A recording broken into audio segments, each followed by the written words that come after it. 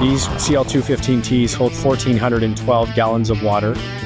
They can fill their tanks in roughly 10 to 12 seconds on an open body of water. They're reinforced holes to hit the water at, roughly 100 miles an hour to fill those tanks. These CL215Ts, or CL415 EAFs, are among the fleet of planes fighting fires now in California. These so-called super scoopers are built specifically for aerial firefighting, and they're designed to pound fires over and over with water, replenishing their massive tanks while still in motion.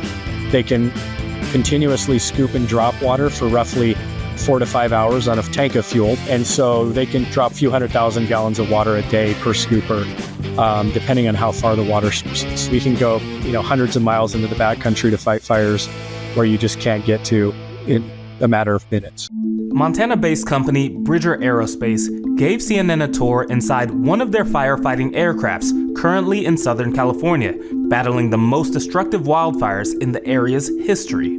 So when we come inside, people will see it for the first time. They'll often say, oh, there's so much room inside. And what they need to remember is that the airplane was designed around these water tanks. This is all 6 tons of water right here. And this is what the airplane was designed around. And this is exactly how much airplane it takes to move that. Something prominent here is the life raft. You have to remember, we are a boat. We're equipped as such with life rafts, jackets, anchors, lines, all the usual boat pieces as well. Bridger is the largest private owner-operator of scoopers in the world. We have 6 of the 10 here in the U.S. We can and have operated in Canada. They have a lot of provincial fleets there, and there are a lot based in Europe. In the U.S., they never have been. In California specifically, I think with all the publicity, we're getting a lot of interest as people see what they can do, scooping water off the ocean and in kind of tight places. Company reps say their mission is to provide aerial support to firefighters on the ground, with the hope that the super scoopers become a more accessible tool across the U.S. against an increasing number of wildfires. We're looking for kind of that unmet need and something that we think is best positioned for that. Having the opportunity to show what we're capable of and put these things to the test has been very critical. And as multiple fires continue to rage on in the Los Angeles area, the super scoopers have become a welcome sight to residents and firefighters alike. If this happened in July or August, it would still be catastrophic and unprecedented. We've never seen this in a heavily populated area like LA. To have it happen in January is just absolutely, shocking. A wake-up call, I think, to us, to the whole country, that fire season isn't really a thing anymore. It's year-round, and the devastation is just terrible. En efecto, y es que aunque sí, bien las temperaturas hasta el momento se han mostrado favorables para que los miles de bomberos sigan sofocando estos incendios, pues la alerta, como tú bien mencionas, sigue latente. Las autoridades le siguen instando a la comunidad a estar siempre listos con un plan de evacuación, porque estamos en época de incendios, y con los vientos que tú bien mencionas se pronostican para este lunes y martes, se podrían desatar quizás otros incendios o incluso estos que están activos podrían resurgir. Y para darte más o menos el último reporte que da a conocer CAL FIRE, la agencia en contra de incendios de California, es que ayer, por ejemplo, hablábamos de que Palisades había sido contenido en un 22%, ya hoy hablamos de un 31%, mientras que Eaton, ayer hablábamos de un 55%, Nacho, ahora ya es un 65%, es decir, el número de porcentaje de contención va aumentando, y lo que dicen el CAL FIRE es que el porcentaje o el número de hectáreas consumidas aún se mantienen igual de los últimos 3 días, que son más de 9,500 hectáreas en el incendio de Palisades y más de 5,700 por el lado de Eaton. Ahora, la agencia federal ATF, que es la agencia de alcohol, tabaco, armas de fuego y explosivos, dicen que tienen a un grupo especializado, Nacho, desplegados en el incendio Palisades, que están volteando toda piedra posible para encontrar las causas de este siniestro. Ambos incendios aún siguen bajo investigación, así que las autoridades, mientras unas tratan de estar sofocando el incendio, otras siguen investigando las causas de ambos incendios, Nacho. Gonzalo, obviamente hablábamos de esta situación de gente que necesita como evacuada volver a entrar a sus hogares, rescatar algunas de sus pertenencias, evitar saqueos, por supuesto. ¿Qué dice de este tema tan fundamental la autoridad local?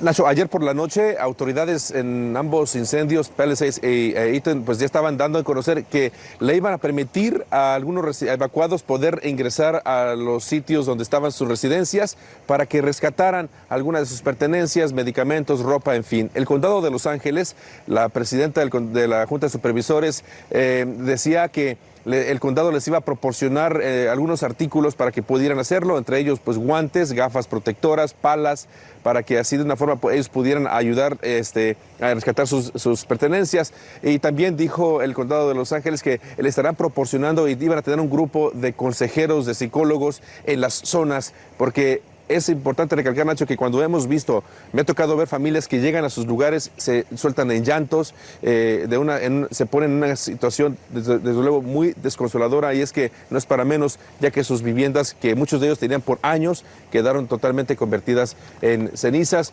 Eso mientras también el sheriff del condado de Los Ángeles, Robert Luna, hace hincapié, Nacho, que siguen arrestando a más personas, que siguen ingresando a las zonas afectadas en busca pues, también de robar, y dicen las autoridades que estas personas serán enjuiciadas y traídas ante la justicia, Nacho. That little blue house with perfect views of the Pacific somehow survived the raging Palisades fire, destroyed days later by a mudslide. Steve Edwards owns the place. He lived around the corner in another home with his new wife. That house, that whole neighborhood, burned to the ground. Does it feel any different to have a property survive the fire and then get destroyed in the aftermath? Well, it's just a gut punch because my wife and I thought, oh, well, at least we have this house, we can go live there. We drove Steve into the evacuation zone to take a look for the first time. See then that light right there? You want to turn it. Here's what the little blue house looks like up close. I'm sorry, Steve. My kids are sad. No, my wife's sad. It's just, as of Thursday night, we're like, oh, look, it's standing, it's intact. We're going to come live here. Okay, great. New life. Let's do it here. And then you get kicked in the teeth. The mudslide hit Friday morning. Steve is a composer, scores a lot of movies and TV shows. A favourite piano is still in that crumpled house. 1904 Steinway just sitting right there. Right against that wall. Yep. And I'll bet it's intact. Those things are built like, Sherman tanks. Now, of course, what I'm thinking is, how do we get that piano out? It's just leaning up against that wall. Mudslides could become more of a problem around here. If you have slopes behind your homes, or if you're located on the top of a slope, these slopes have become fragile. There are mud and debris flow hazards that are existing even when it's not raining. Back in 2018, mudslides killed 23 people just a little further north in Montecito when heavy rain fell just a few weeks after a wildfire had stripped the hillside. Vegetation helps hold hillsides together. A lot of that burned these past 10 days, and we've seen a lot of water flowing down the streets. Pipes burst. Why the water didn't get shut off, there's going to be a lot of questions about that. This might never be rebuilt. They'd have to completely rebuild the hillside, cost millions of dollars, and my poor neighbors. Steve wants to return to the Palisades one day, but for now, he's playing a borrowed piano in someone else's home. Bridge over troubled water. Makes sense. Block after block of destruction. It is so striking to see this. A house so clean and unscathed, it looks trucked in and placed gently amid the ashes. How much of that is luck? How much of that was by design?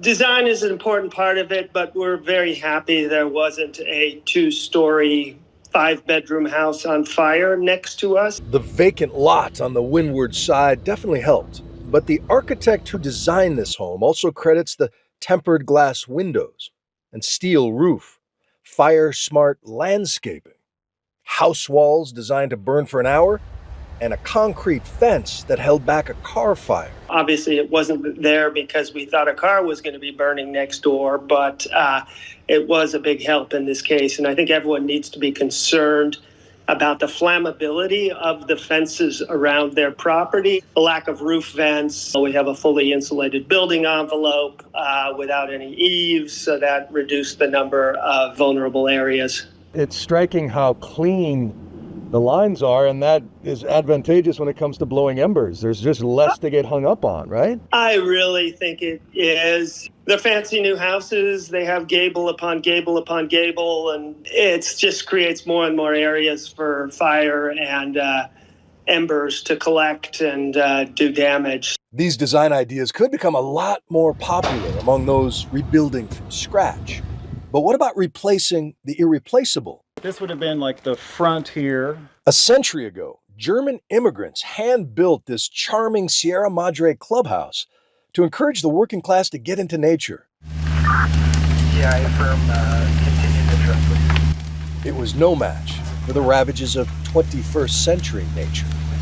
So as volunteers vowed to rebuild it by hand, they're also vowing to do it smarter. There's all kinds of products now that are made out of concrete. Yeah. You know, they look like boards, but they don't burn. Right. You know, we can make sure that what we have going forward is not going to burn.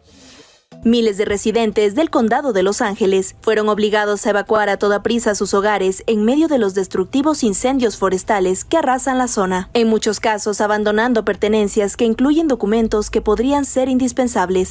Los llamados Centros de Recuperación de Desastres, encabezados por la Oficina de Servicios de Emergencia del Gobernador de California y varias entidades estatales y federales, son espacios para proporcionar estos y otros servicios a las víctimas de los incendios. Bueno, sabemos que muchas personas han perdido todo. Algunos lograron salir de sus casas apenas y hay otros que no pudieron regresar a sus hogares. Sabemos de que no todas las personas tienen documentación y por eso es que estamos aquí en este centro donde les podemos ayudar a todo, desde obtener la licencia de conducir, los documentos que necesita para el hogar, por ejemplo, los seguros de los hogares, seguros de carro, cualquier tipo de ayuda, de apoyo que necesite para encontrar los documentos que ha perdido. Aquí están. Melara agrega que se han abierto 2 centros en el condado de Los Ángeles, uno en Pasadena y el otro en la Universidad de California en Los Ángeles, que atienden de 9 de la mañana a 8 de la noche y que ofrecen a los damnificados una amplia lista de servicios. Asistencia financiera, reemplazo de documentos como partidas de nacimiento, licencias de conducir, ayudas para vivienda, servicios de desempleo, préstamos a bajo interés, servicios de seguro, servicios legales, extensiones de impuestos y hasta servicios para veteranos que han sido afectados también. Si usted es una de esas personas indocumentadas que necesitan ayuda, lo más aconsejable es que busque a alguien en su casa que sí tenga documentos y que pueda hacer el proceso. Según la Oficina de Servicios de Emergencia del Gobernador de California, al acudir a uno de estos centros es conveniente llevar datos como la dirección de la vivienda destruida, información sobre la cobertura del seguro y datos bancarios y de contacto. Los residentes del condado evacuados tendrán que esperar al menos otra semana antes de poder regresar a sus casas para evaluar los daños de sus propiedades, mientras los meteorólogos advierten que se espera otra ronda de vientos de Santa Ana a principios de la próxima semana.